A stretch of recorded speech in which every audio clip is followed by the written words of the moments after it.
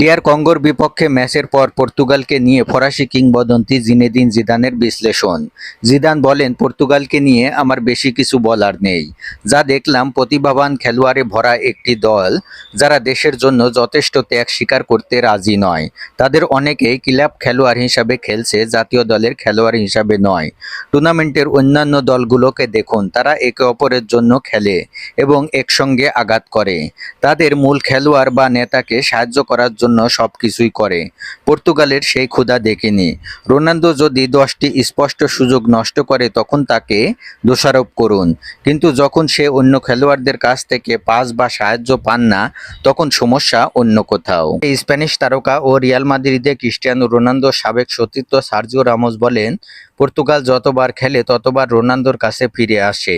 এমন কেউ কেউ রোনালদোর সমালোচনা করছেন যারা 35-36 বছর বয়সেই অবসর নিয়েছেন, কিন্তু তারা এমন একজন খেলোয়াড়কে নিয়ে প্রশ্ন তুলছেন যিনি 41 বছর বয়সে এসেও সর্বোচ্চ পর্যায়ে প্রতিদ্বন্দ্বিতা করছেন। এটা যদি সহজ হতো তাহলে তারা কেন খেলা ছাড়ল?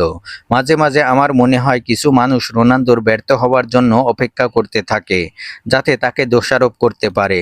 এটা মনে রাখতে হবে, রোনালদো এমন একজন খেলোয়াড় যে বিশ্ব ফুটবলের প্রায় সবকিছুই অর্জন করেছেন। তার উত্তরাধিকার ইতিমধ্যেই ইতিহাসে লেখা আছে।